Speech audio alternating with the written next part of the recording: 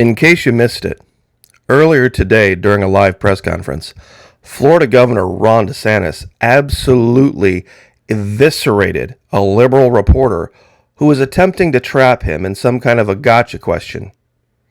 The Florida governor's 3-minute response, I guarantee, is going to be played for the next year, around the world, everywhere. It was literally a perfect dissertation on exactly why the Constitution is antithetical to what Biden and Fauci are trying to do. If you want to see it for yourself and listen to what the Florida governor had to say during my live event that we covered earlier today, it's at the 49-minute and 48-second mark. The title of the live is Governor Ron DeSantis signing laws eradicating Joe Biden mandates. But to boil it down to one thing, it's this. Wrong is wrong, even if everyone is doing it. Right is right, even if no one is doing it. And that's really the essence of leadership. You do what's right, and God will show up, and He will be your defender. We covered this yesterday, paraphrasing what the Patriot nurse had said about it's our job to have faith and do what is right. And that is what our governor has done time and time again under a withering assault from D.C., from big tech, from the mainstream media, from even people right here. But the tide has started to turn. Now, once again, 49 minutes, 48 seconds during our live event. Go check it out. But believe me, you're not going to have a hard time finding that 3-minute clip. Now, in other news, there's a story out of Switzerland that caught my attention.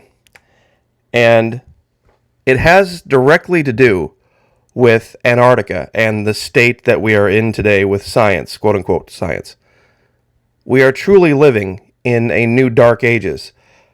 Because if actual science were done, and people with curious, inquisitive minds were joining the ranks of scientists, we wouldn't see stories like this. Or we would see more of them, but we would see them in a way that shows this planet still has a lot more to reveal for us. Now, what's that story? Well, let's scroll up to it here. Metal detectorist finds 2,000-year-old dagger wielded by Roman soldier in battle with, I hope I'm pronouncing this right, Ratians or Radians, I'm not really sure.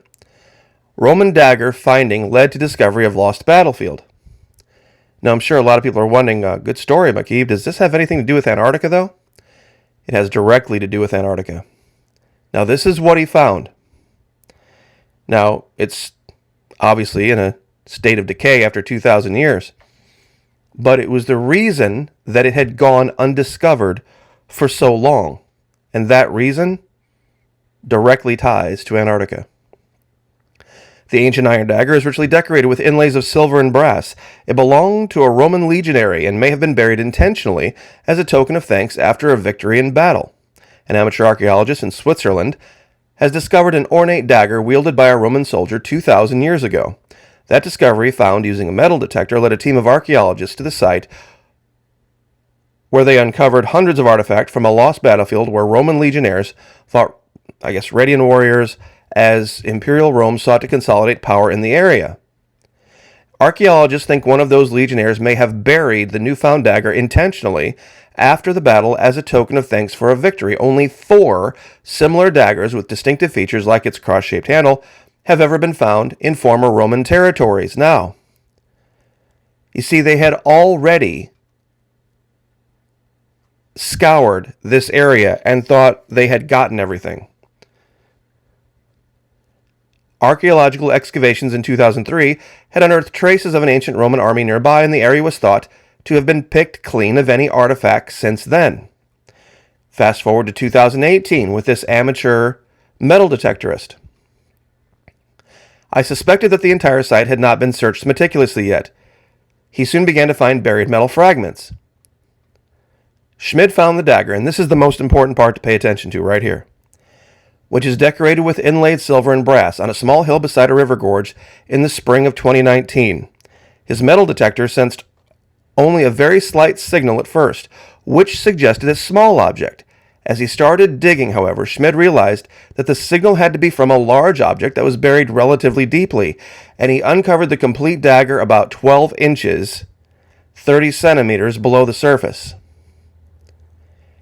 Now, they had scoured the entire site prior to this metal detector showing up and thought that they had discovered everything. See, just like modern science does, once they deem something to be so, it is so.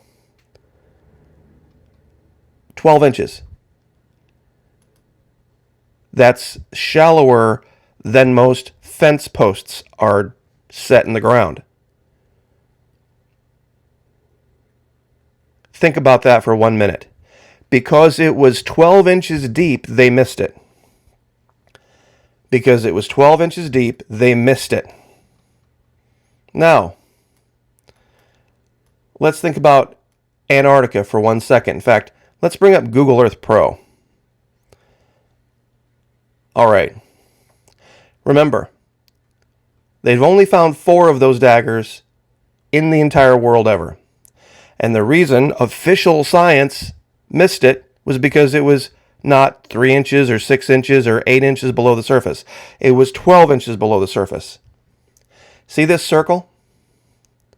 This circle overlaid on Antarctica represents the entire country of Switzerland in surface area.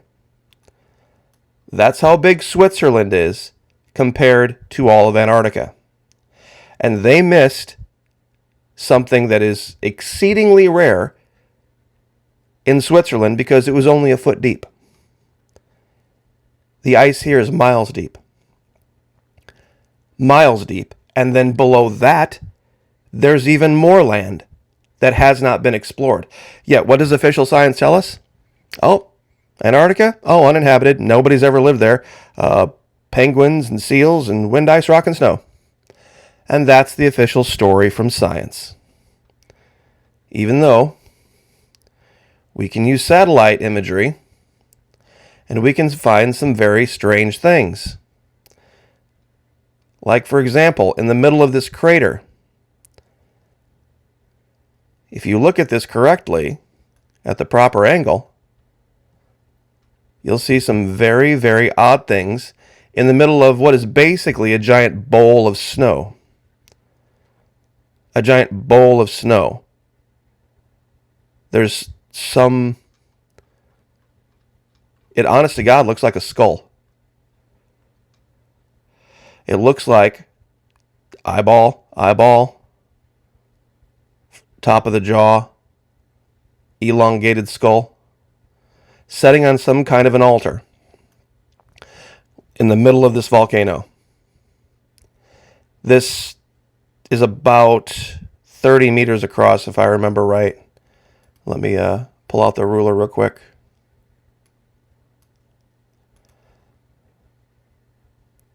So generally speaking, the radius is 15.71 meters. For those of us here, about 50 feet.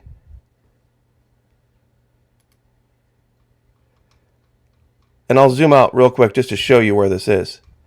It's the crater of a volcano. So this out here should just be a giant flat sheet, which it mostly is, because this is a giant hole. So what are these other things too? Like, for example, here, you can make out a rectangular top. And of course, down in the description, I will give you all of the locations. If you can download Google Earth Pro for yourself, any laptop, any computer can handle it, you can find it. Very strange, though, if you look to the back of this. I'm sure a lot of you can see this. Let me see if I can. Do you see the face? The chin down here, the mouth, the nose, the eyes, the large head, the cheekbones. I mean, it's pretty easy to see.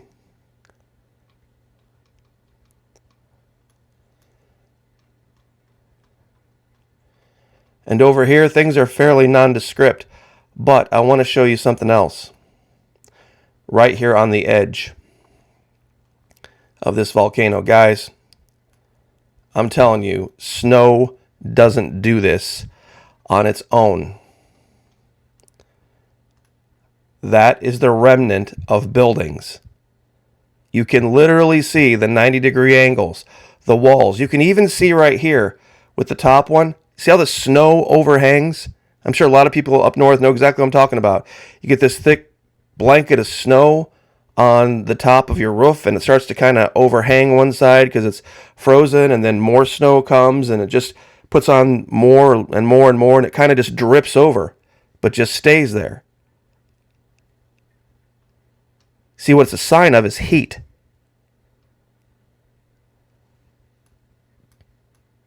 And we have one here, something else like it down here, over here as well. More 90 degrees angles over here. All sorts of strange stuff that is being uncovered by the melting in Antarctica. Right next to it, what very much looks like the remnant of a wall. Right here. And I just will never buy this idea that the wind does this. I've seen the wind affect snow before. It creates curves.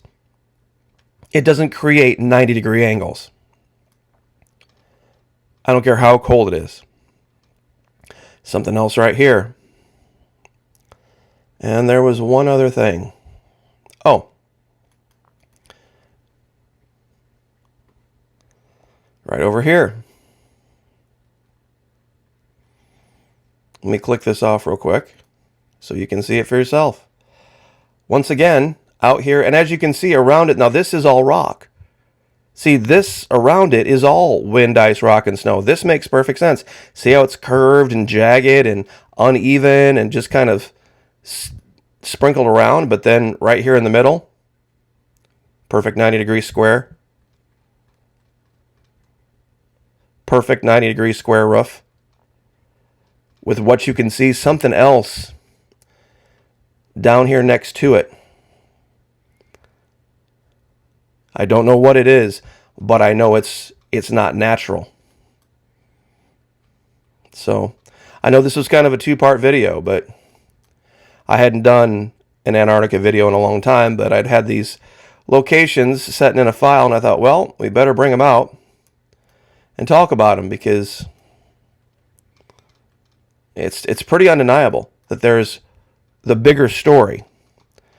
An entire continent on our planet, virtually unexplored.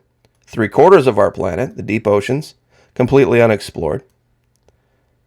Things appearing in our skies that we have no idea what they are. And nobody has put it together yet. Hey, have we completely ruled out this idea that that continent down there, larger than the entirety of Europe? I mean, can we really for sure say that we know exactly what's underneath all that ice? Well, we know what Fauci-led science would say, right? Of course, we already know everything. Just trust us. Just do what we tell you to. Don't ask any questions. Because we know that is the basis of all good science, right? Don't ask any questions. Do as you're told. This is the ministry of truth. We have your best interest in mind. Thank God Florida has a governor that's willing to understand history and understand science, and more importantly, and most importantly, know the difference between right and wrong and govern as such. And I'll leave it there. There was also a part of that press conference where our Florida Surgeon General stood up and spoke, and he identified the mandates coming out of D.C. as spiritual warfare. That's right. The Florida Surgeon General identified the Biden agenda and the Fauci agenda as spiritual warfare. I would encourage folks to go watch this live. It's about an hour long, but believe me, people are going to be talking about this for years. Absolutely for years. I'll leave it there. God bless. Like, share, subscribe, of course. It would really help, guys. YouTube has been an absolute pain in the you-know-what lately, more so than usual. And for those of you on Patreon, by the way, thank you so much for sticking with me and standing by me for the $1 a month. I very much appreciate that as well. So we will see you later. We, of course, are going to continue the book reading. Chapter 2, Dreams from Our Founding Fathers, the governor's book. Absolute wonderful insight into the man, who he is, and why he's been able to defeat the media. We'll see you guys next time. God bless.